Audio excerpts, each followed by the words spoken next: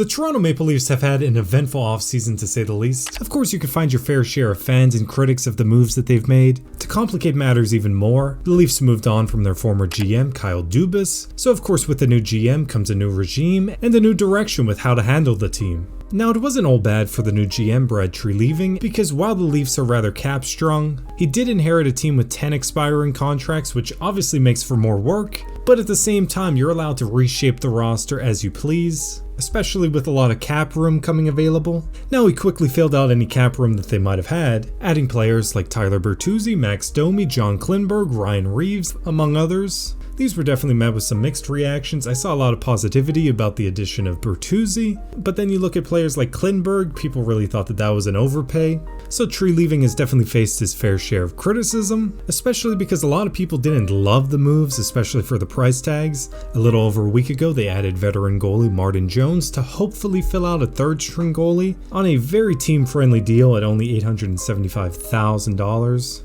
But the main reason I wanted to make this video was around one player, and that is the loss of Michael Bunting. Now, Bunting, who had spent the last 2 years with the Toronto Maple Leafs, in the offseason he signed a 3-year, $13.5 million contract with the Carolina Hurricanes back on July 1st, which is arguably the Leafs' biggest loss of the offseason. Now, with a lot of Maple Leafs moves, I saw a lot of varying opinions. Now, a lot of the discussion online boiled down to avid Leafs fans versus Leafs haters, with a lot of people saying he was overrated, we don't need him, and the other side saying, no, that's a pretty big loss. And certainly, the truth lies somewhere in the middle of that. But what really prompted me making this video was some new information coming out on Bunting's free agency. So apparently, the Maple Leafs didn't really talk to Michael Bunting about an extension. At least they didn't actively pursue him in talks.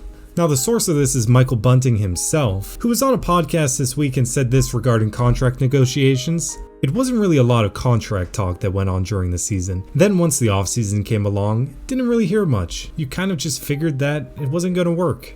It was just quick talks, nothing extensive.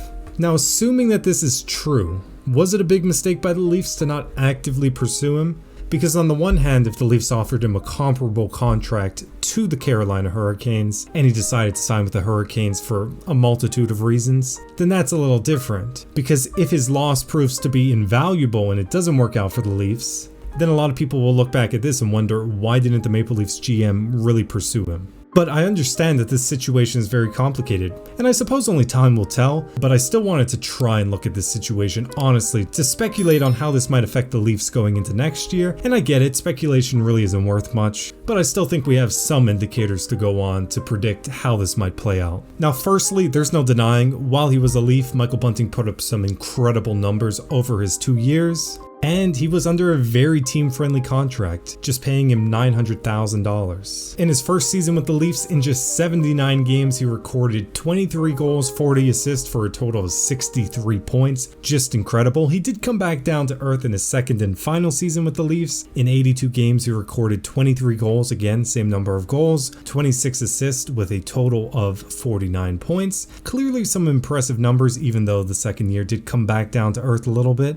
But here lies the difficulty in evaluating how this loss might affect the team, is that it's hard to evaluate Michael Bunting's impact because he was on a line with Austin Matthews and Mitchell Marner, who are two incredible players, and you can kind of just ride the coattails of especially Austin Matthews to just some incredible stats. So I can understand the sentiment that, okay, maybe he's overrated. Now, even with that, I don't believe he's as overrated as some people are claiming, but I can also see why he'd be a touch overrated when you're simply looking at the stats without factoring in, okay, he was playing with Austin Matthews and Mitchell Marner. So like with anything, you need context. And one of the difficulties in evaluating how Bunting might do in Carolina is you don't really have a lot of games where he didn't play on the Leafs. Because in the only other 2 seasons he played outside of Toronto, he played only 26 games in total for Arizona over the course of 2 years. Now, his second year showed that he was capable of scoring goals without the likes of Austin Matthews and Mitchell Marner backing him up. As in only 21 games in his second season with Arizona, he recorded 10 goals and 3 assists, so there is something to go off of, but it is a very limited sample size. And even if he's not as good as some of the numbers will say because he's with Austin Matthews and Mitchell Marner,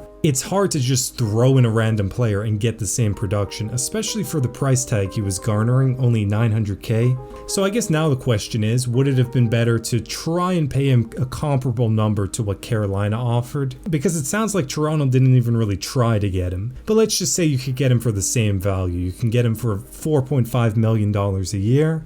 Do you think that that would be more worthwhile than what they did to try and replace him? Because the player that they brought in to seemingly replace him is Tyler Bertuzzi. He seems like he's going to be the one to fill out that role. And you might say, okay, well, Bunting isn't worth $4.5 million a year, but the guy that they're essentially replacing him with, he's going to be making $5.25 million a year, which is obviously more than what Bunting would be making next year. It's just $4.5 million. And simply looking at the production of these two over the past few seasons, Michael Bunting's numbers have been better overall. And I get it, you might chalk it up to his numbers are inflated because of who he plays with, which might be fair, but this is what we have to go off of. The question is, would it have been more worthwhile to just re-sign Bunting instead of bringing in Tyler Bertuzzi? Because I see a lot of people saying Bunting isn't worth the 3 years at $4.5 million a year, but you also have to look at who are you hoping to replace his production with, which it seems like this is Tyler Bertuzzi, who will be making slightly more, albeit for 1 year, so if it doesn't work out, you can easily move off of him. But I guess the question now is, does Bertuzzi make you better than if you would have just extended Bunting? Because if you just look at production, it's hard to argue that. But I also get at the same time, Bertuzzi brings in a lot of additional stuff. And maybe that's a legitimate thing. Maybe Bertuzzi's intangibles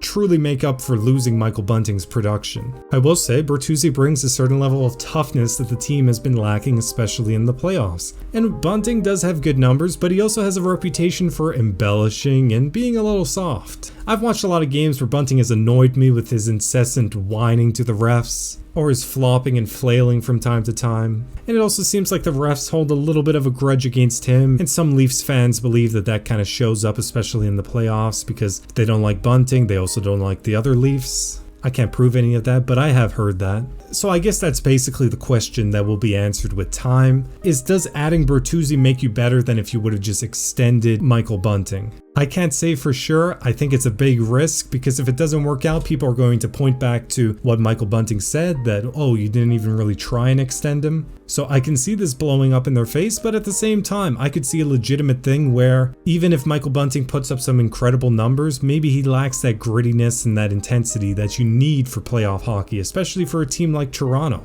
And maybe Bertuzzi is one of those people that, looking back, he might not have the same production, or it might be similar, but perhaps that little bit of extra grittiness helps you win a key game here and there in the playoffs. Anyway, I'll admit, it's really hard to evaluate this. I'm just trying to look at it from a lot of different sides and angles, but I will say that this is some interesting new information, because I can see this being referenced if it doesn't work out, or if it does. But what do you think? And if you like this video and you want to see more hockey commentary videos, please like and subscribe.